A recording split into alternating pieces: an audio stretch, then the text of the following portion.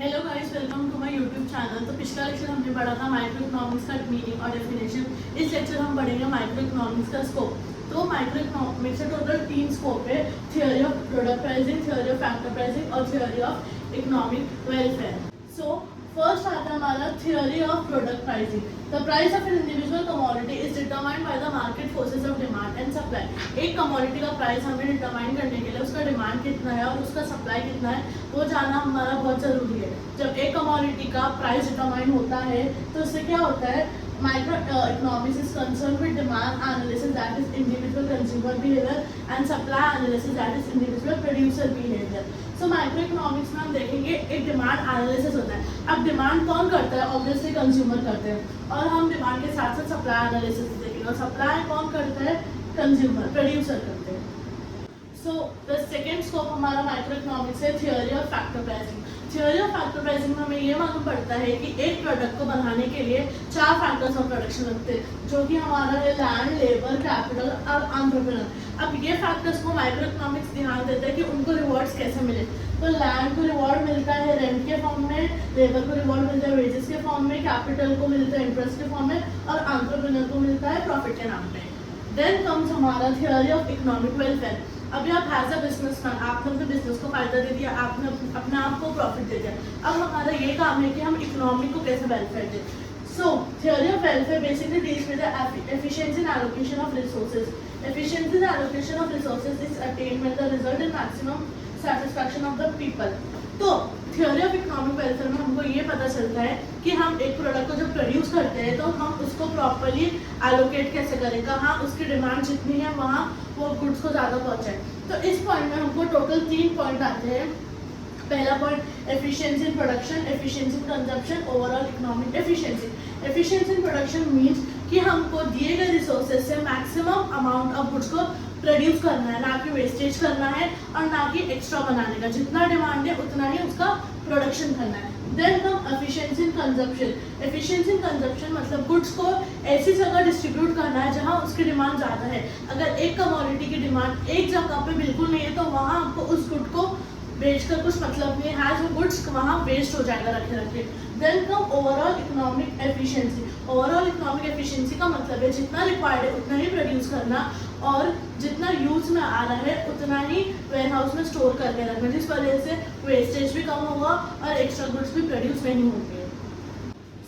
इस वीडियो में हम पढ़ेंगे फीचर्स ऑफ माइक्रो इकोनॉमिक्स। पहले हमने मीनिंग डेफिनेशन किया, स्कोप किया, अब फीचर्स पढ़ेंगे। फीचर्स मतलब माइक्रो इकोनॉमिक्स की क्या क्या खूबियाँ हैं। तो पहला फीचर देखेंगे जो कि study of individual units. Study of individual units मतलब micro economics is study of behaviour. Micro economics behaviour study करता है। किसके बिहेवियर?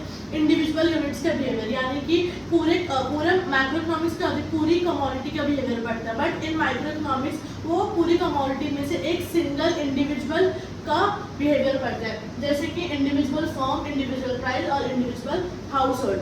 सेकेंड पॉइंट है price theory. Micro economics deals with the determination of prices of goods and services as well as production. एक commodity का, एक good का या एक सर्विस का कितना प्राइस होना चाहिए, उस प्राइस को कौन डिटरमाइन करता है? Micro economics. जैसे हमने फैक्टर प्राइसिंग में पढ़ा था, डिमांड और सप्लाई को मद्देनजर देखते हुए एक प्रोडक्ट का प्राइस डिटरमाइन होता है। तो थर्ड पॉइंट है पार्शियल इक्विलिब्रियम। पार्शियल का मतलब आपको पता है, बचपन में जब आप स्कूल में थे तो आप बोलते थे टीचर्स हमारे साथ पार्शियलिटी करिए। तो पार्शियल मतलब सारी चीज़ को इग्नोर करके एक चीज़ पे फोकस करना। और इक्विलिब्रियम का मतलब क्या होता है? इक्विलिब्रियम एक चीज़ का नाम है जो बैलेंस बिटवीन 2 फैक्टर्स, जिसको हम बोलते हैं। तो equilibrium is a balance between 2 factor, जैसे कि डिमांड सप्लाई में एक बैलेंस मेंटेन करने को हम इक्विलिब्रियम बोलते हैं। तो पार्शियल इक्विलिब्रियम में क्या होता है?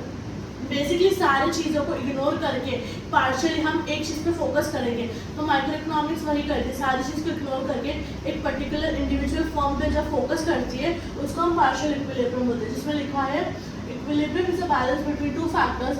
Microeconomics analysis deals with partial equilibrium, which analyzes equilibrium position of an individual economic unit, individual consumer, individual firm. It isolates an individual unit from the other forces of study and studies each equilibrium independently.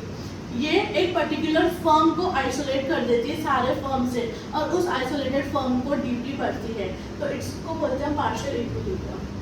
सो इसमें fourth point है based on certain assumption. Micro economics जो है ना वो certain assumption पे based होता है। जैसे इस पूरी 12th इकोनॉमिक्स की बुक में आपको 3 लॉ पढ़ने मिलेंगे, law of DMU, law of demand, law of supply. तो तीनों लॉ के जो स्टेटमेंट है वो स्टार्ट होते हैं अदर थिंग्स बीइंग कांस्टेंट। यानी जब माइक्रो इकोनॉमिक एनालिसिस करता है तो वो सारे फैक्टर्स को इग्नोर करके या कांस्टेंट रख के एक चीज पे फोकस करता है। इस वजह से जो हमारा होता है एनालिसिस वो क्या हो जाता है, सिंपल। अब इसके एग्जांपल का लेजिस फेयर पॉलिसी देख सकते हो, या प्योर कैपिटलिज्म, या फुल एम्प्लॉयमेंट देख सकते हो। Then come slicing method. Slicing का मतलब क्या होता है, जैसे अगर मैं आपको लोफ ऑफ ब्रेड दूं और उस लोफ ऑफ ब्रेड के बदले टुकड़े करो, तो स्लाइसिंग मेथड एक माइक्रो इकोनॉमिक्स में यूज होता है। जैसे कि फुल एम्प्लॉयमेंट है एक इकोनॉमी की, हम वो फुल एम्प्लॉयमेंट के बारे में नहीं पढ़ेंगे, हम उसमें से इंडिविजुअल एम्प्लॉयमेंट को स्लाइस करके वो इंडिविजुअल इनकम के बारे में पढ़ेंगे। Microeconomics is a slicing method. It splits or divide the whole economy into small individual unit. वो पूरी इकोनॉमी को डिवाइड या स्प्लिट करके ईच यूनिट को इंडिविजुअली अच्छे से पढ़ती है और बाकी चीज़ों को इग्नोर करती है।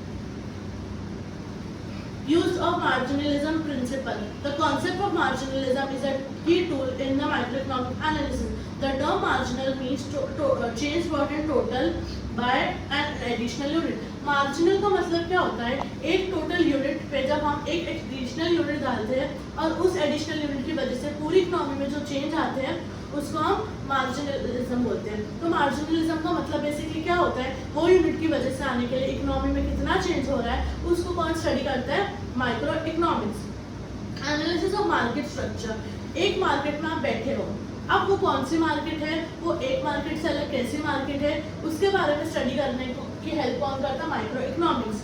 जैसे micro economics analysis make different market structure such a perfect competition, monopoly, monopolistic competition, oligopoly. Then come limited scope. Micro economics का लार्ज स्कोप होता है, वाइड स्कोप होता है, बट माइक्रो इकोनॉमिक्स का लिमिटेड स्कोप होता है। वो माइक्रो है, वो छोटा है, वो इंडिविजुअल के बारे में पढ़ते हैं, वो सबके बारे में नहीं पढ़ता है। The scope of microeconomics is limited to only individual unit. It does not deal with the nationwide economic problem. वो nationwide economic problem के बारे में नहीं पढ़ता, वो individually person to person पढ़ेगा। वो nationwide economic problem को ignore कर देते हैं, inflation, deflation, balance of payment, poverty, unemployment, population, economic growth, etc. Hope guys आपको वीडियो पसंद आए, समझ में कुछ डाउट रहेगा कमेंट सेक्शन में जरूर डालें। इंशाल्लाह नेक्स्ट वीडियो में मिलते हैं।